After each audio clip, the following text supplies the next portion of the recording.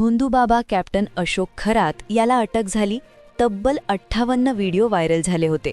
तर मंत्री, उपमुख्यमंत्री, गृहमंत्री यांच्यासोबतचे फोटो व्हायरल झाल्यानंतर महाराष्ट्राला पहिला मोठा धक्का बसला होता.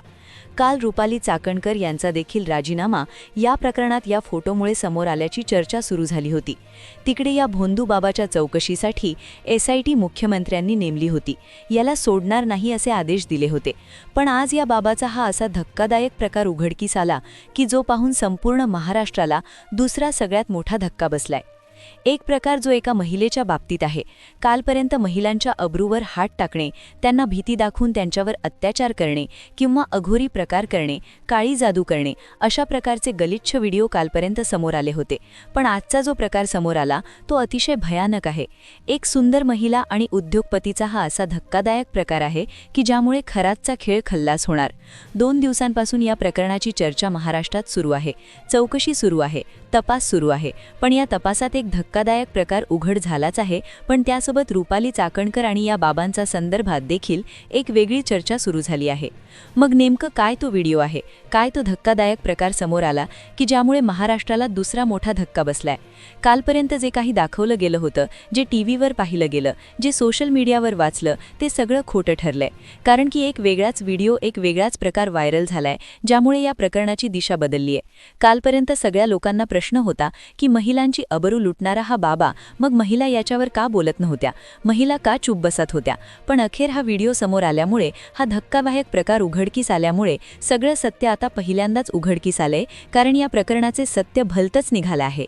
मंत्र्यांच्या सोबतचे फोटो, महिलांच्या सोबतचे व्हिडिओ कालपर्यंत सगळ्यांनी पाहिले. बाबाला लोकांनी शिव्या दिल्या. काही लोक म्हणाले की याला अशी शिक्षा करा की पुन्हा कुणी असं धाडस करणार नाही. पण आजचा जो या प्रकरणाचा मोठा खुलासा झालाय तो पाहून संपूर्ण महाराष्ट्रातल्या लोकांना मोठा शॉक बसलाय. मग नेमकं काय आहे तो खुलासा?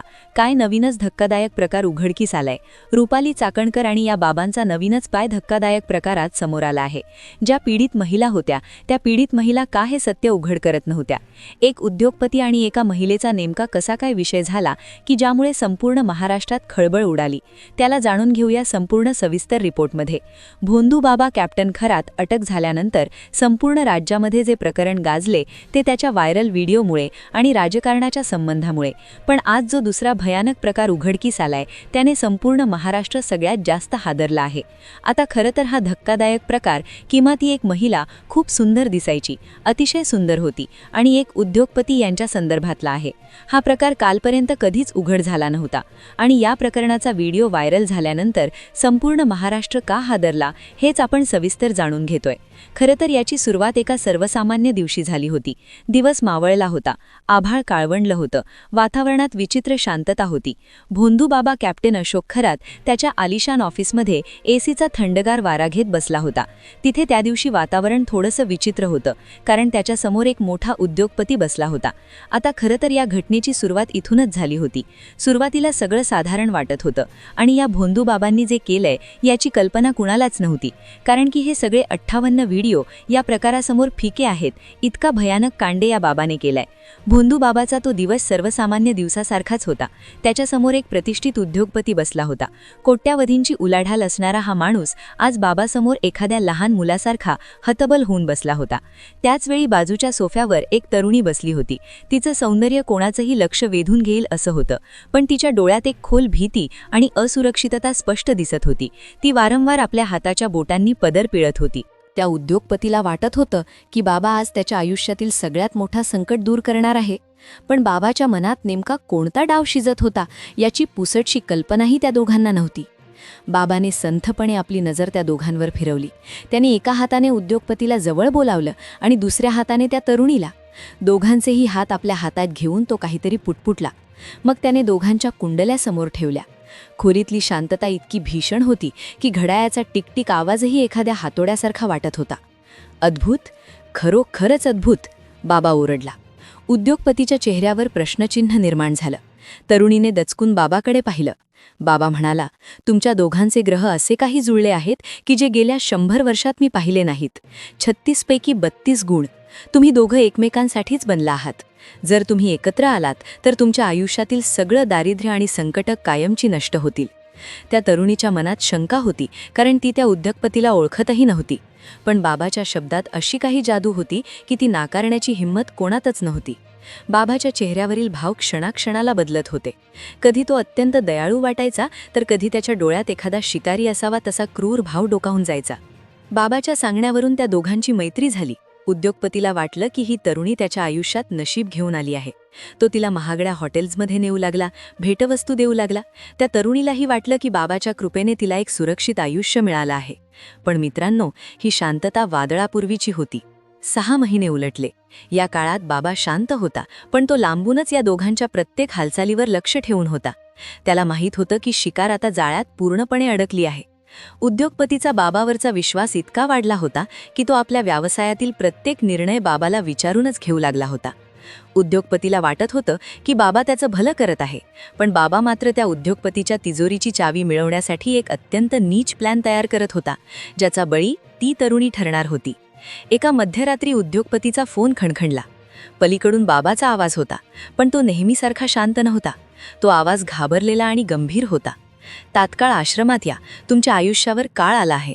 घाबरलेला उद्योगपती रात्रीच्या अंधारात गाडी काढून आश्रमात पोहोचला. तिथे पोहोचल्यावर त्याने पाहिलं की ती तरुणी एका कोपऱ्यात रडत बसली आहे. बाबाने त्याला बाजूला नेलं आणि कुजबुजत्या आवाजात सांगितलं, मोठा अनर्थ झाला आहे. ही तरुणी तुमच्यापासून गर्भवती आहे. जर ही बातमी बाहेर आली तर तुमचं नाव मातीत मिळेल, तुमचे शेअर्स पडतील, तुमचं कुटुंब उद्ध्वस्त होईल, तुमची प्रतिष्ठा धुळीला मिळेल. तो उद्योगपती इतका हतबल झाला होता की त्याने एका रात्रीत 20 कोटी रुपयांची व्यवस्था केली. त्याला वाटलं की आपण आपली अब्रू वाचवली आहे. पण सत्य काय होतं? त्या तरुणीला त्या 20 कोटींमधला 1 रुपयाही मिळाला नाही. उलट बाबांनी तिला धमकावलं की जर तिने तोंड उघडलं तर तो तिचे आणि उद्योगपतीचे खाजगी व्हिडिओ व्हायरल करेल. बाबाने तिला चक्क एका वस्तूसारखं विकलं होतं. त्या उद्योगपतीकडून पैसे उपटले आणि त्या महिलेला वाऱ्यावर सोडून दिलं. इतकंच नाही तर तिला सरकारी दवाखान्यात जाऊन गर्भपात करण्याचा अत्यंत अमानुष सल्ला दिला. ज्या महिलेला तो राधा म्हणायचा, तिलाच त्याने 20 कोटींच्या बदल्यात नरकात ढकललं होतं. हे प्रकरण एवढंच थांबलं नाही, कारण की पुढे जे उघड होणार होतं तेच संपूर्ण महाराष्ट्राला जाणून घ्यायचं होतं की महिला का शांत बसत होत्या. पण आता खरा प्रकार इथून पुढे सुरू होणार होता. पण ही तर फक्त एका प्रकरणाची गोष्ट झाली. अशा किती महिला बाबाच्या जाळ्यात अडकल्या होत्या. आणि सर्वात महत्त्वाचं म्हणजे महिला हे सगळं सहन का करत होत्या? त्यांच्या मौनामागे कोणतं काळं गुपित होतं? आता आपण त्या प्रश्नाकडे वळूया जो संपूर्ण महाराष्ट्राला पडला आहे. महिला गप्प का होत्या? खरात बाबाच्या कॅबिनमधील काचेचा पडदा हा फक्त डिझाईन नव्हता, तर तो एक सापळा होता. त्या कॅबिनमध्ये अशा ठिकाणी कॅमेरे बसवले होते जे कोणालाही दिसत नसत. जेव्हा एखादी महिला आपल्या समस्या घेऊन बाबाकडे यायची, तेव्हा बाबा तिला शुद्धीकरण किंवा पूजा करण्याच्या नावाखाली कपडे काढायला सांगायचा. जर एखाद्या महिलेने विरोध केला तर तिला गुंगीचे औषध दिले जायचे आणि हे सर्व कृत्य त्या छुप्या कॅमेऱ्यात कैद व्हायची. त्यानंतर सुरू व्हायचा ब्लॅकमेलिंगचा खेळ. जर तू कोणाला सांगितलंस तर हा व्हिडिओ तुझ्या नवऱ्याला पाठवीन, ही धमकी कोणत्याही महिलेला गप्प करण्यासाठी पुरेशी होती. या संपूर्ण प्रकरणात एका राजकीय नेत्याचं नाव येणं ही सगळ्यात मोठी खळबळ आहे. रुपाली चाकणकर आणि बाबाचे संबंध काय आहेत? बाबाच्या मालमत्तेच्या कागदपत्रांवर काही विशिष्ट नावं का आहेत? सोशल मीडियावर जो व्हिडिओ व्हायरल झाल्याचा दावा केला जात आहे त्यामध्ये नेमकं काय आहे? असं म्हटलं जातंय की बाबाने फक्त सामान्य महिलांनाच नाही तर काही बड्या हस्तींनाही आपल्या जाळ्यात ओढलं होतं. या प्रकरणाची व्याप्ती इतकी मोठी आहे की जर सर्व सत्य बाहेर आलं तर अनेक मोठी सिंहासनं डळमळीत होतील. म्हणूनच चौकशी अत्यंत गोपनीय आणि कडक पद्धतीने केली जात आहे. मित्रांनो, कॅप्टन अशोक खरात हे केवळ एक नाव नाही, तर ते समाजाला लागलेली एक कीड आहे. 20 कोटी रुपयांना एका महिलेच्या आयुष्याचा सौदा करणारा हा नराधम आज कायद्याच्या कचाट्यात सापडला आहे. पण विचार करा, आपल्या समाजात अशी कितीतरी रूपं आजही संतांच्या वेशात वावरत असतील. संत तुकाराम महाराजांनी अभंगातून आपल्याला सावध केलं होतं. तुका म्हणे नाही निरसला देह, अवघे हे संसारिक. ज्याच्या मनातला काम आणि लोभ संपलेला नाही तो माणूस संत कसा असू शकतो? एखादा माणूस भगवे कपडे घालतो किंवा कपाळाला भस्म लावतो म्हणून तो देव माणूस होत नाही. देव आपल्या कर्मात असतो, अशा भोंडू बाबांच्या आश्रमात नाही. या प्रकरणातील त्या तरुणीने दाखवलेलं धैर्य कौतुकास्पद आहे. तिने एका ऑफिस बॉयच्या ब्लॅकमेलिंगला न घाबरता पोलिसांकडे धाव घेतली आणि या सैतानाचा चेहरा जगासमोर आणला.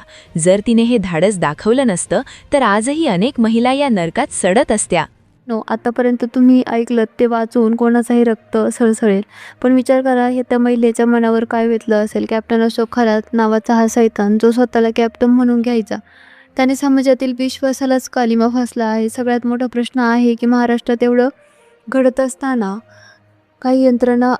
आपली यंत्रणा काय करत होती. 20 कोटींचा सौदा एका रात्रीत होतो, एका महिलेचं आयुष्य उद्ध्वस्त केलं जातं आणि आपण फक्त फोटो व्हायरल होण्याची वाट बघतो.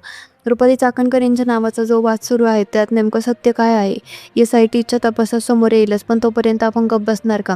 अशा बंधुबाबांना बळ मिळतं ते आपल्या अंधश्रद्धेकडे. जेव्हा एखादा उद्योगपती सुशिक्षित असूनही स्वतःचे भविष्य विचारण्यासाठी अशा नराधमाच्या पाया पडतो तेव्हा त्या बाबांची हिंमत वाढते.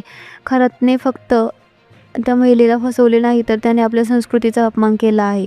58 व्हिडिओ विचार करा. 58 महिलांचे आयुष्य या माणसाने कॅमेऱ्यात कैद करून त्यांना ब्लॅकमेल केलं. हे प्रकरण एका बाबांपुरतं मर्यादित नाही तर त्यांच्या मागे मोठी राजकीय साखळी असल्याची शक्यता नाकारता येत नाही.